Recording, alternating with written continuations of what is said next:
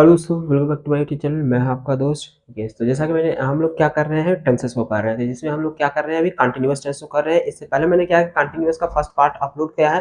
अगर आप लोगों ने नहीं देखा है तो इसको जा करके देख सकते हैं, ठीक है। या फिर मैं यहाँ पे उसके क्या है एक जो है लिंक आप लोगों को प्रोवाइड करा दे रहा हूँ डिस्क्रिप्शन बॉक्स में, ताकि आप लोग वहां से देख सकते हैं, ठीक है। तो चलिए हम लोग इसको शुरू करते हैं। अगर चैनल पर नया हो तो चैनल को सब्सक्राइब कर लीजिएगा, नोटिफिकेशन भी ऑन कर लीजिएगा। चलिए देखते हैं इसको।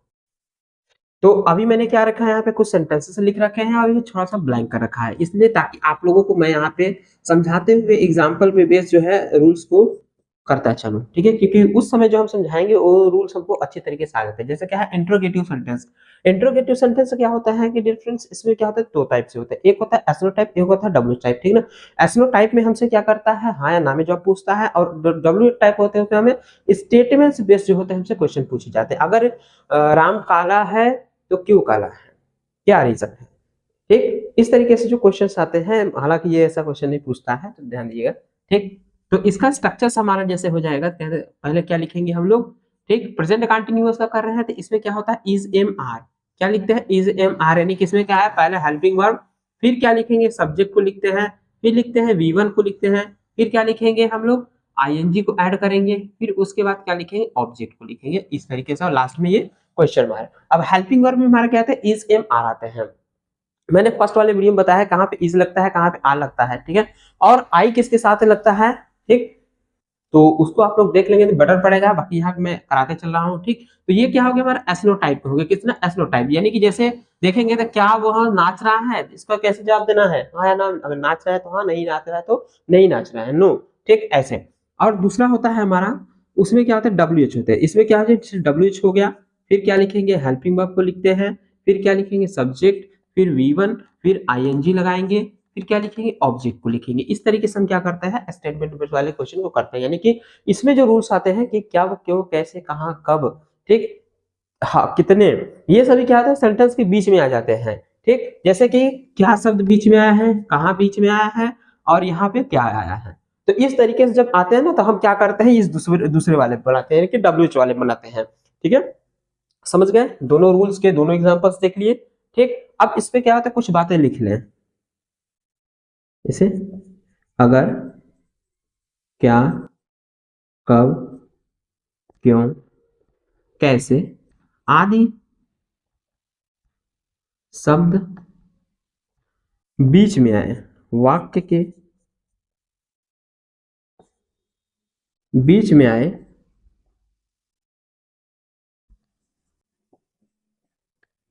तो क्या करेंगे हम लोग, इस नियम का प्रयोग करेंगे।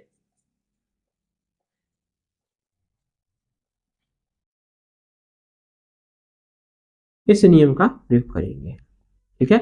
अब वैसे ही अगर क्या शब्द पहले आएगा, शॉर्ट फॉर्म में लिखेंगे,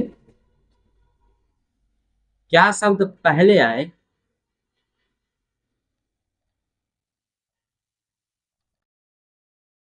पहले आए तो क्या करेंगे हम लोग, इस नियम का प्रयोग करेंगे, यानी कि इस नियम को फॉलो करेंगे,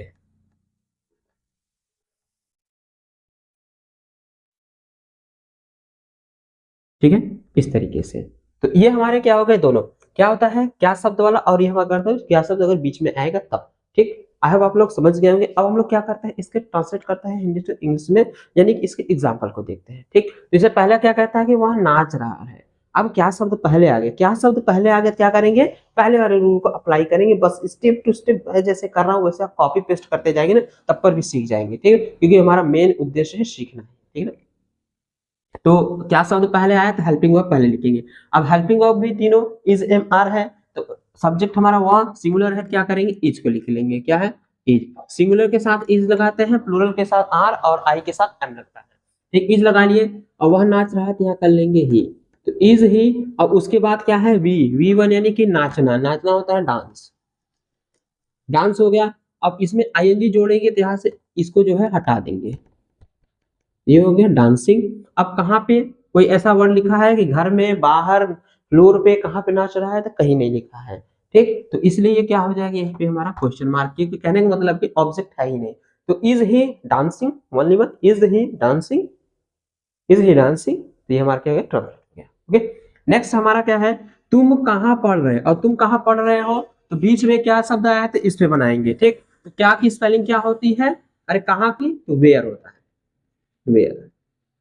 अब आप लोगों को एक चीज नहीं समझ में आ रहा होगा, ये WH क्यों है, WH क्या है, क्योंकि हर एक की स्पेलिंग जो होगी ना ज्यादातर की WH से स्टार्टिंग होगी, इसलिए क्या है इसको WH बेस्ड बोलते हैं, ठीक है। नेक्स्ट क्या बोलता है, वेयर है तो उसके बाद तुम है, तो तुम है तो प्लूरल हो गए थे, आर कर लेंगे, फिर यहाँ पे यू कर लेंगे, वेयर आर यू, अब क्या है पढ़ना, where are you, read means होता है पढ़ना, अब इसमें ING ऐड कर देंगे तो रीडिंग हो जाएगा, और लास्ट में question mark, where are you reading, ठीक है, वेयर आर यू रीडिंग। क्या किया है, WH को लिखा है, फिर हेल्पिंग और लगाया है, फिर सब्जेक्ट यू को लिखा है, फिर वर्ब में ING लगा दिया है तो रीडिंग हो गया, ठीक, इतनी बात समझ में आ गई। नेक्स्ट वाले को देखते हैं, कहता है कि वह कहाँ बोल रहा है, कहाँ बोल, अरे मतलब वह क्या बोल रहा है, सॉरी, ठीक ना, क्या बोल रहा है, तो क्या की स्पेलिंग क्या होती है, व्हाट होती है। अब हेल्पिंग वर्ब, ठीक, वहां, ठीक ना, वहां हो जाएगा, वहां नहीं, ठीक। यहाँ क्या कर लेंगे, इज कर लेंगे, क्योंकि वहां ही, व्हाट इज ही, अब बोलना स्पीक,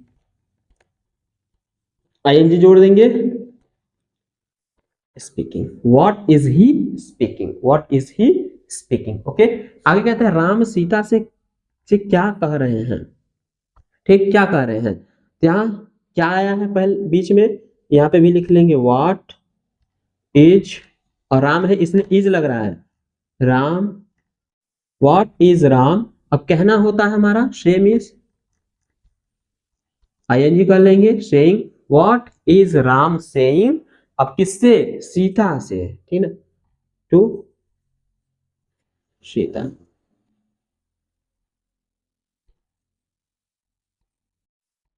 ठीक है। और लास्ट में question mark, what is Ram saying to Sita, saying to Sita, okay. तो इस तरीके से हम क्या करते हैं, इंट्रोगेटिव सेंटेंसेस को ट्रांसलेट करते हैं। आई होप आप लोगों को जो है दोनों रूल्स अच्छी तरीके से समझ में आए होंगे। ज्यादातर बेस हमारे क्या होते हैं, इन्हीं पे बन जाते हैं सेंटेंसेस, हमारे जो ट्रांसलेट जो होते हैं पैसेज पे जो होते हैं ना, एक दो सेंटेंसेस इंक्लूडेड होते हैं, और इतना इजी नहीं होगा, थोड़ा सा डिफिकल्ट वो यूज करेगा सेंटेंसेस को, ठीक है। जहां पे आप लोग क्या है वर्ड मीनिंग में भूल जाएंगे, तो वर्ड मीनिंग को जितना आप लोग लर्न रखेंगे ना, उतना अच्छे तरीके से आप लोग को ट्रांसलेट होता चला जाएगा। तो अब हम लोग मिलेंगे नेक्स्ट वाले में, जिसकी हम लोग एक क्या करेंगे, प्रैक्टिस करेंगे, उसके बाद हम कंटिन्यूअस चलेंगे, यानी कि पास्ट कंटिन्यूअस पे। तो आइएगा जरूर, मिलते हैं हम लोग नेक्स्ट वीडियो में। जय हिंद।